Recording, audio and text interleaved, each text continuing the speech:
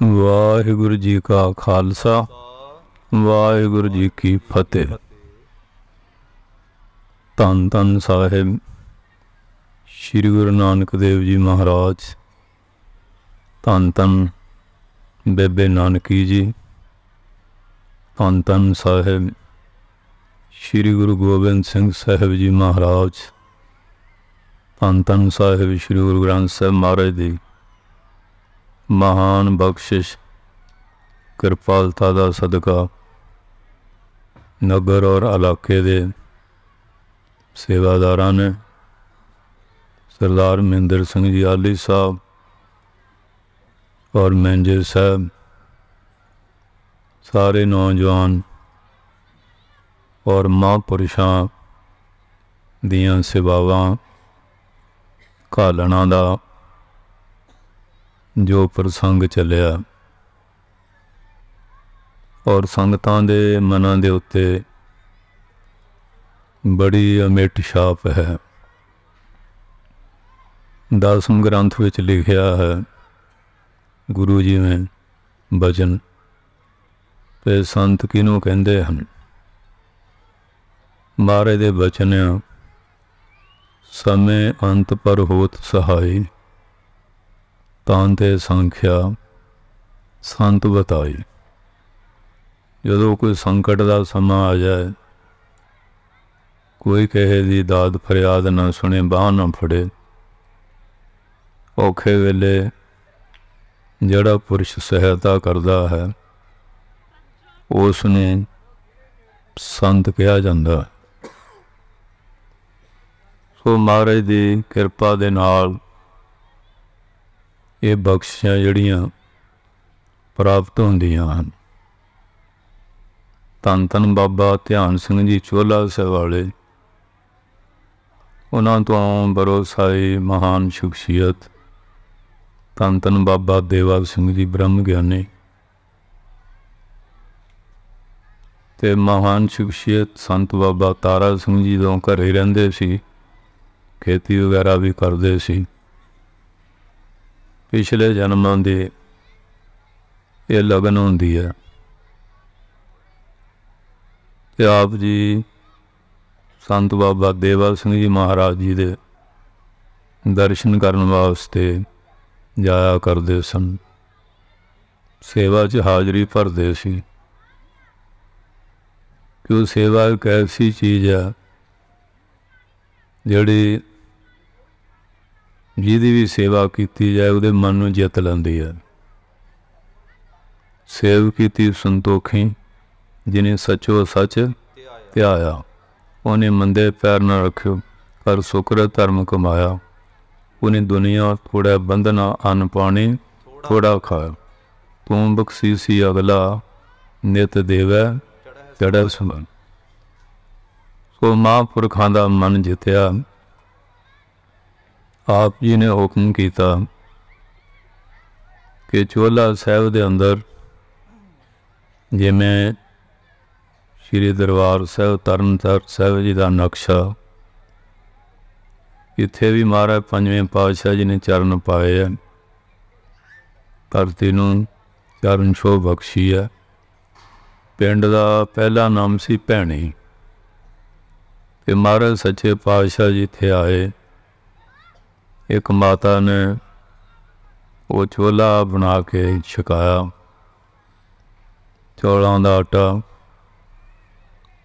उन्होंने घ्यो न मसल के दुध विच गुन के फिर उसनू तैयार करना, फिर घ्यो मिठा पा के चूरी कुट के तैयार करनी।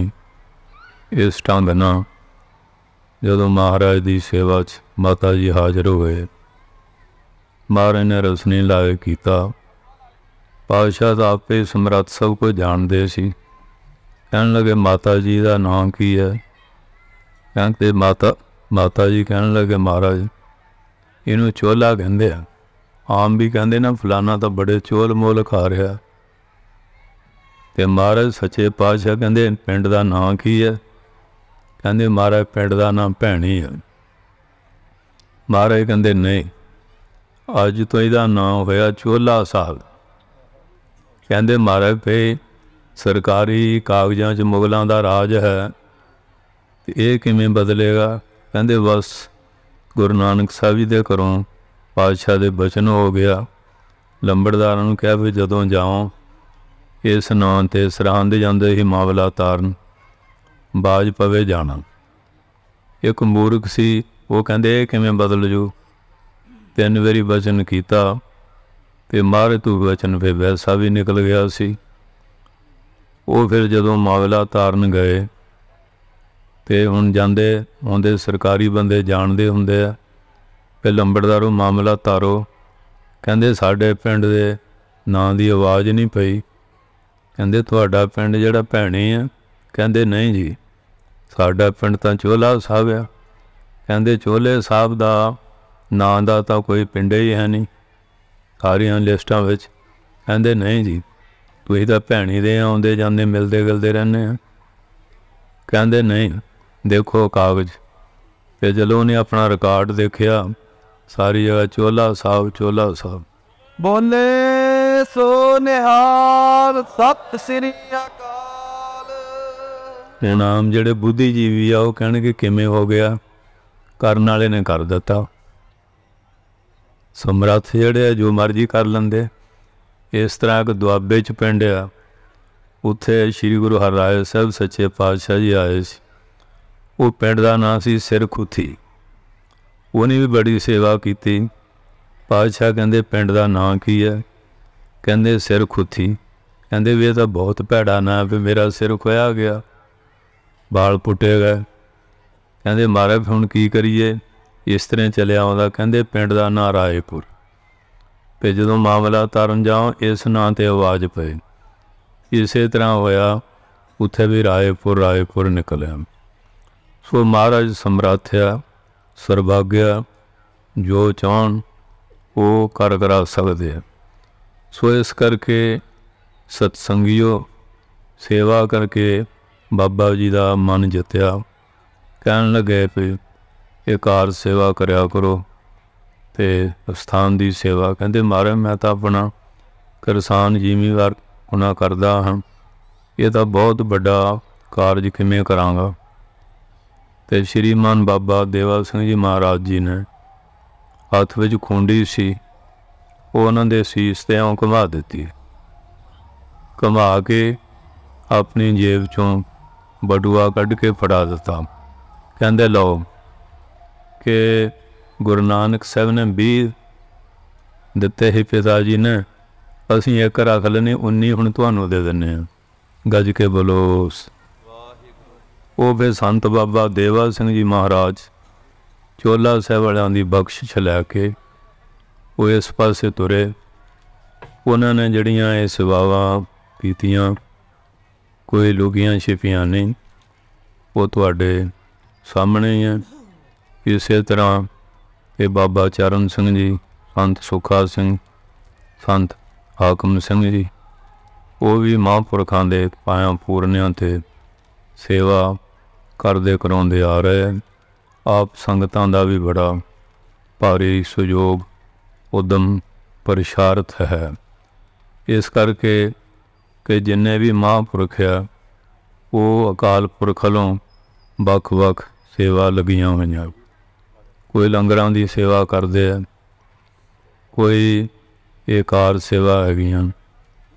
कई महापुरख जिहड़े आ वो विद्या पढ़नी पढ़ाउणी, धर्म प्रचार, नशे छुड़ाने, अंमृत छकाने, देसां प्रदेसां गुरसिक्खी का प्रचार करना। कई महापुरख भजनानंदी भी है, वो अपने आनंद स्वरूप च भी रहने वाले हैगे। कोई दाने आ, कोई दीवाने आ, कोई मस्ताने आ। वो जिथे जिथे कोई सेवा लगी हुई है, सेवा सारियां ही महान होंदियां। सो इस वास्ते आ ब्यास दरिया हुंदा सी, वो बड़ी ढाल होनी, वो किसी ने नैट ते भी पाया होया।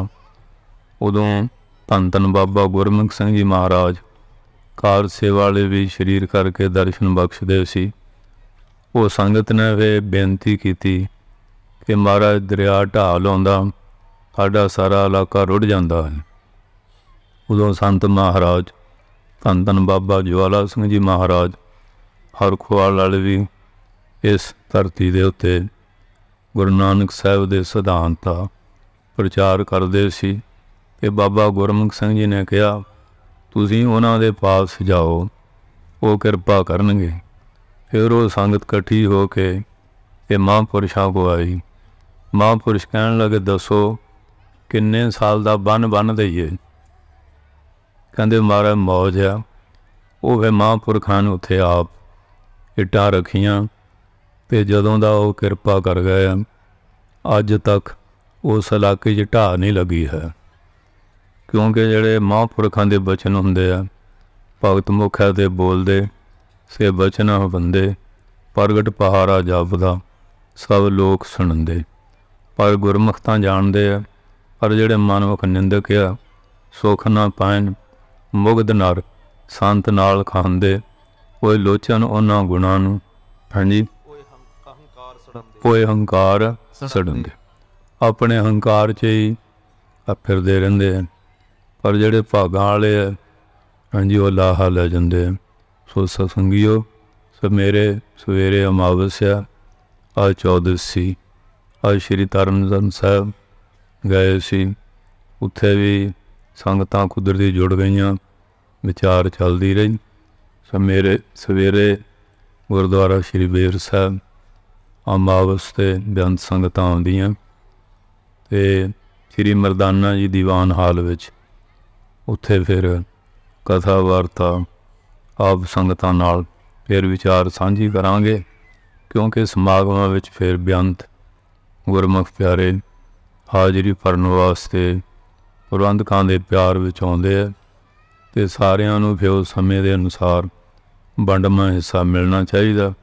ਕਿਉਂਕਿ ਭਾਈ ਸਾਹਿਬ ਭਾਈ ਹਰਜੀਤ ਸਿੰਘ ਜੀ ਸੈਕਟਰੀ ਦੀ ਸੇਵਾ ਨਿਭਾ ਰਹੇ ਹੈ ਅਤੇ ਫਿਰ ਸੈਕਟਰੀ ਨੂੰ ਬੜਾ ਦੇਖਣਾ ਪੈਂਦਾ ਕਿ ਸਮਾਂ ਜਿਹੜਾ ਹੈ, ਅਤੇ ਇਸ ਕਰਕੇ ਫਿਰ ਉਹ ਸਮੇਂ ਦੇ ਨਾਲ ਹੀ ਸਾਰਾ। ਸੋ ਸਰਦਾਰ ਮਹਿੰਦਰ ਸਿੰਘ ਜੀ ਆਲੀ ਸਾਹਿਬ, ਉਹਨਾਂ ਦਾ ਇਲਾਕੇ 'ਚ ਬੜਾ ਯੋਗਦਾਨ ਪ੍ਰਸ਼ਾਰਤ ਹੈ ਅਤੇ ਸਿੱਖਾਂ ਦੀ ਨੁਮਾਇੰਦਾ ਜਮਾਤ ਸ਼੍ਰੋਮਣੀ ਗੁਰਦੁਆਰਾ ਪ੍ਰਬੰਧਕ ਕਮੇਟੀ 'ਚ ਵੀ ਉਹਨੇ ਬੜਾ ਨਾਮਣਾ ਖੱਟਿਆ। ਤੁਹਾਡਾ ਇਲਾਕੇ ਵਾਲਿਆਂ ਦਾ ਵੀ ਸਿਰ ਉੱਚਾ ਕੀਤਾ ਅਤੇ ਉਹਨਾਂ ਦਾ ਬੜਾ ਉਦਮ ਸੀ, ਪ੍ਰਸ਼ਾਰਤ ਸੀ।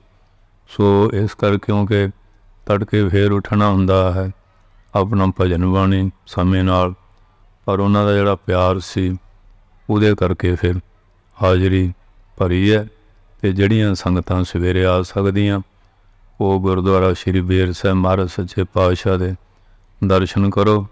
ਔਰ ਉੱਥੇ ਫਿਰ ਆਪ ਸਾਰਿਆਂ ਨਾਲ ਆਪਾਂ ਖੁੱਲ੍ਹੀਆਂ ਵਿਚਾਰਾਂ ਕਰਾਂਗੇ। ਇੰਨੀਆਂ ਬੇਨਤੀਆਂ ਪ੍ਰਵਾਨ ਕਰਨੀਆਂ ਪ੍ਰਬੰਧਕਾਂ ਦਾ, ਸਾਰੀਆਂ ਸੰਗਤਾਂ ਦਾ, ਸਮੁੱਚੇ ਰੂਪ 'ਚ ਆਏ ਮਹਾਂਪੁਰਖਾਂ ਦਾ ਅਤੇ ਮੈਨੇਜਰ ਸਾਹਿਬ ਅਤੇ ਦੋਨੋਂ ਹੀ ਆਏ ਹੈ ਅਤੇ ਉਹਨਾਂ ਨੇ ਵੀ ਬੜੀ ਸੇਵਾ ਕੀਤੀ ਹੈ। ਅਤੇ ਸਾਰੀ ਸੰਗਤ ਦਾ ਸਮੁੱਚੇ ਰੂਪ ਦੇ ਵਿੱਚ ਬਹੁਤ ਧੰਨਵਾਦ ਹੈ। ਬਾਕੀ ਵੱਡੀ ਗੱਲ ਇਹ ਹੀ ਹੈ ਕਿ ਇਸ ਵੇਲੇ ਨਸ਼ਿਆਂ ਦਾ ਜ਼ੋਰ ਆ, ਇਹ ਸਾਡਾ ਸਾਰਾ ਕੁਛ ਤਬਾਹ ਕਰ ਰਹੇ ਆ। ਜਿਹੜੇ ਘਰਾਂ 'ਚ ਹੈਗੇ ਆ ਇਹਨਾਂ ਨੂੰ ਛੱਡੋ। ਅੰਮ੍ਰਿਤ ਵੇਲੇ ਦਾ ਜਾਗਣਾ ਔਰ ਇਸ਼ਨਾਨ, ਗੁਰਮੁਖ ਨਾਮ ਦਾ ਇਸ਼ਨਾਨ ਜੋ ਭਾਈ ਗੁਰਦਾਸ ਜੀ ਨੇ 3 ਸੂਤਰ ਦਿੱਤੇ ਆ, ਇਹਨਾਂ ਨੂੰ ਧਾਰਨ ਕਰਕੇ ਵੱਧ ਤੋਂ ਵੱਧ ਖੰਡੇ ਵੜਾ ਅੰਮ੍ਰਿਤ ਛਕ ਕੇ ਗੁਰੂ ਵਾਲੇ ਬਣੋ। ਫਿਰ ਆਪਾਂ ਸਤਿਗੁਰੂ ਦੀ ਮਿਹਰ ਦੇ ਪਾਤਰ ਬਣਾਂਗੇ। ਇੰਨੀਆਂ ਬੇਨਤੀਆਂ ਪ੍ਰਵਾਨ ਕਰਨੀਆਂ। ਵਾਹਿਗੁਰੂ ਜੀ ਕਾ ਖਾਲਸਾ, ਵਾਹਿਗੁਰੂ ਜੀ ਕੀ ਫਤਿਹ।